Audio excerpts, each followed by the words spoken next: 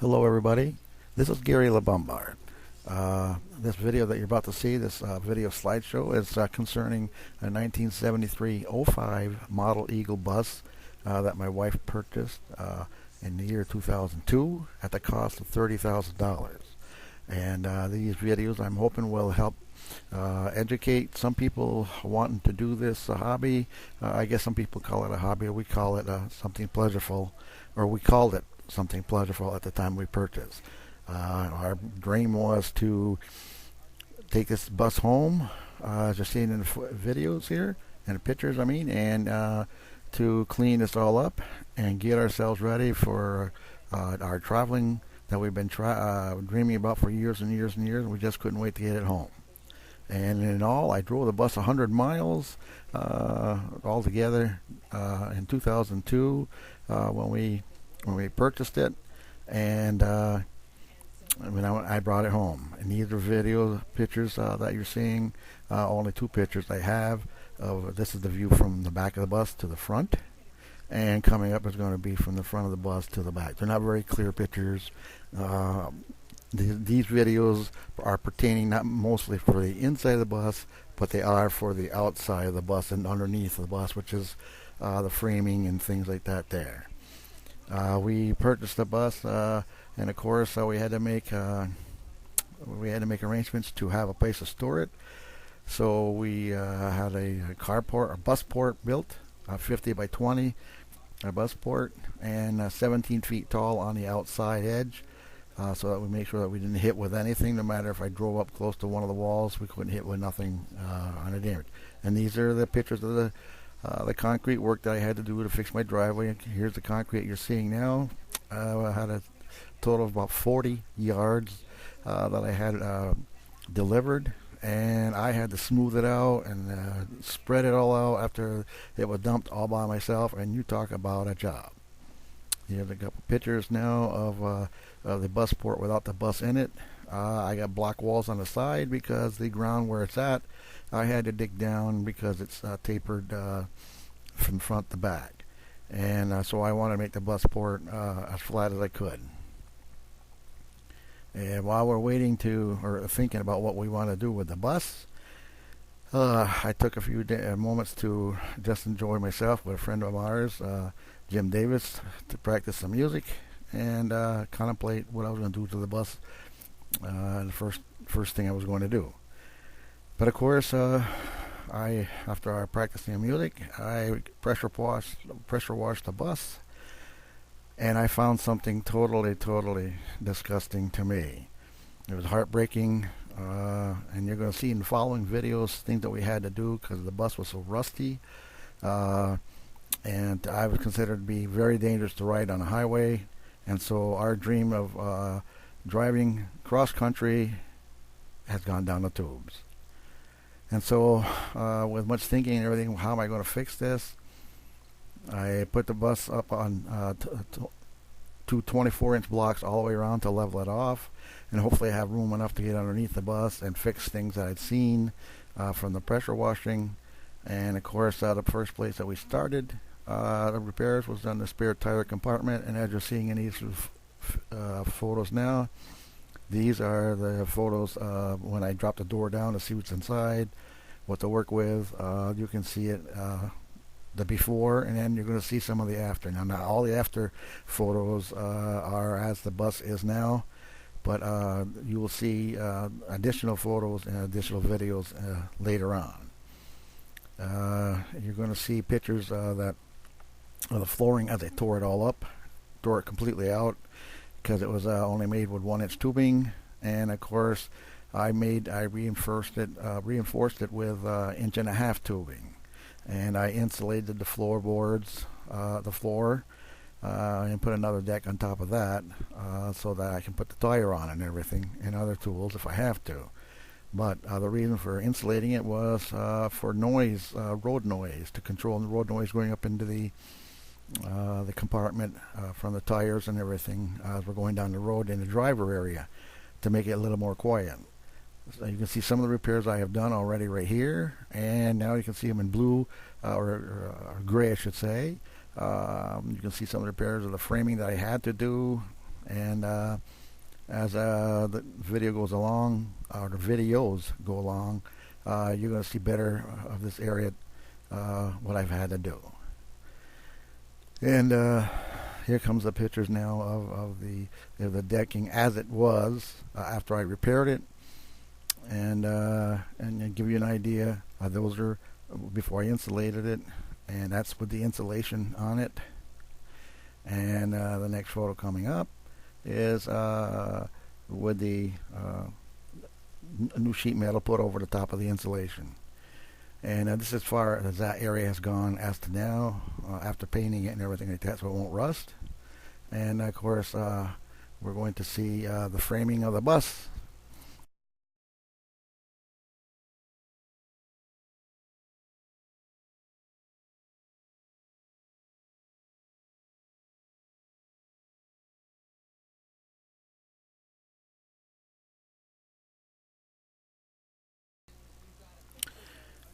Now we're going to start on the first part of the bus, which is the front. Of course, we've already looked at the spare tire area, but now I want to show you. I took the front skins off the bus because I was concerned at the bottom of the bus where I was working on where the tire area is, how the rest of the bus looks.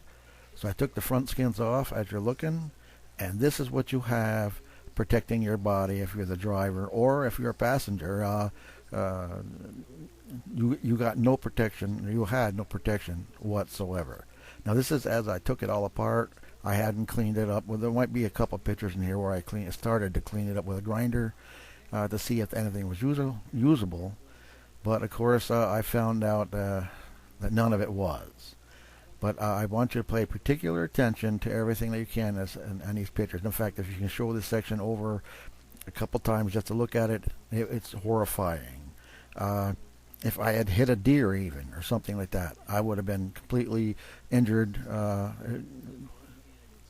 beyond compare. Now, I've had a friend who had a bus just like mine, same year. In fact, I got some of the parts from his bus in my bus. That was from Florida. And he run head on into the back end of a tractor trailer, I believe it was. And he lost both of his legs. Well, I can fully understand why, because look at the rust. Any of the tubing is completely rusted out. There's holes in it that I put through there with a chipping hammer, a welder's chipping hammer, and it was just unbelievable. And here's a couple of pictures from underneath in the tire area before I started doing any work to the outer skins. I just left them in here.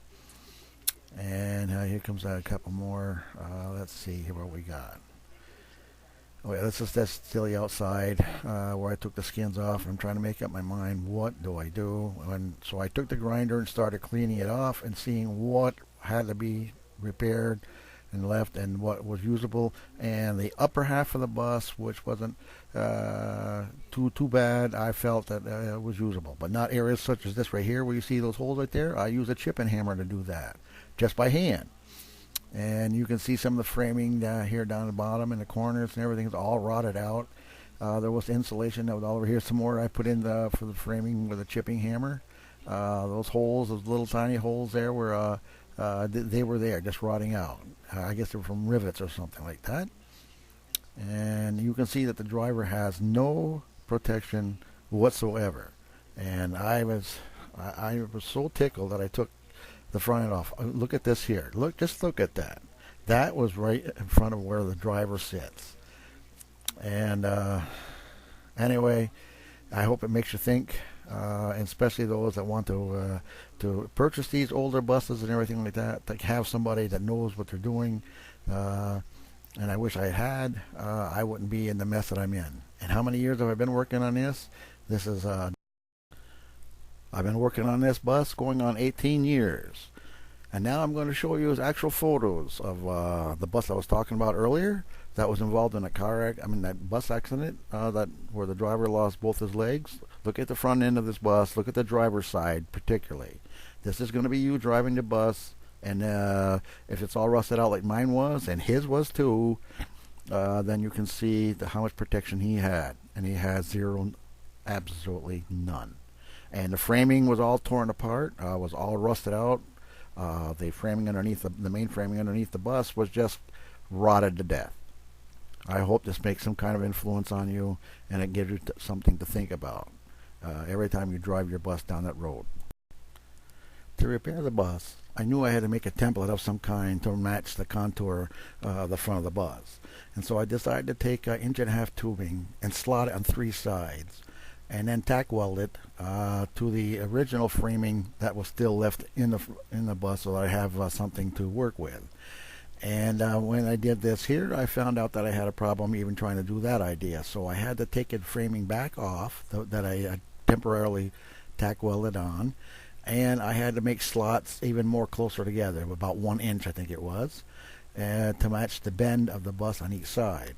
And so this worked out pretty well. I tack welded it into the frame and then of the bus, and then I took 11 gauge